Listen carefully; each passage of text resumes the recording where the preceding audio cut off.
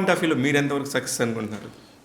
Sir మీరందరూ చెప్పే రివ్యూలే sir. Cinema చూసిన వాళ్ళందరూ ఎవరి కొత్త అబ్బాయి బాగా చేశాడు అని నా గురించి తెలిసిన వాళ్ళు అసలు నువ్వు అన్ని నీకు this is the right movie, నీ క్యాపబిలిటీకి పడింది, సో ఇలాంటి క్యారెక్టర్సే చేసుకుంటా వీళ్ళు అంతేందుకు సార్.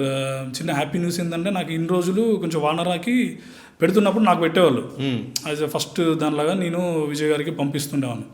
వాళ్ళు వేరే వేరే హీరోలు పెట్టేవారు.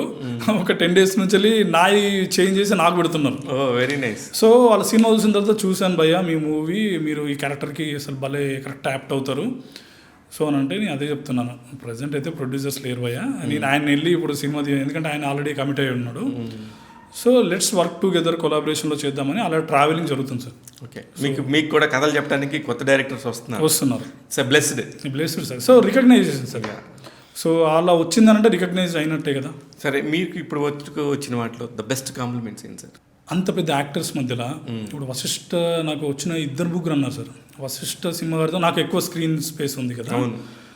ఆయన ఒక తిమింగలం లాగా, ఆయన వాయిస్ కానీ, ఆయన పోస్చర్ కానీ, ఆయన పర్ఫార్మెన్స్ కూడా తినేస్తాడు. Beautiful actor.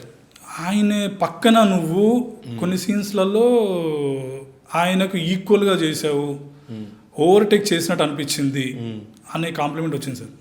సో నేను అది అచీవ్ చేసాను వాళ్ళకి అనిపించింది అన్నప్పుడు that's great. Very nice. Cinema అంతా అయిపోయిన తర్వాత అందరూ పెద్ద యాక్టర్సే, అందరూ స్టార్ యాక్టర్సే, నేను ఒక్కనే కొత్తవాన్ని, నువ్వు గుర్తుండిపోయావు.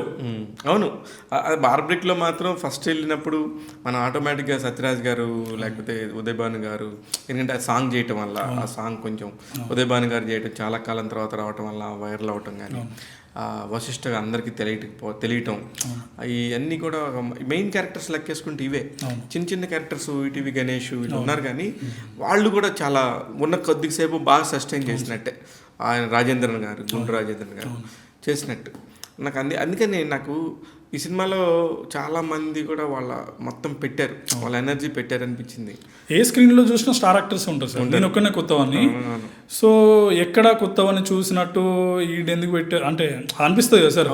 డెఫినెట్గా అనిపిస్తుంది, దానికే ఉంది. అవును, నేను ఒకటే అనుకున్నాను సినిమాకి వెళ్ళినప్పుడు, నేను ఒక్కనే కొత్తవాన్ని కాబట్టి నా వల్ల ఒక సీన్ కూడా పాడవకూడదు. అరే వీడి బదులు ఇంకోటి పెట్టుంటే సినిమా బాగుండేది కదా అని టాక్ తెచ్చుకోవద్దు అనుకున్నాను. సో అది అచీవ్ అయ్యాయి.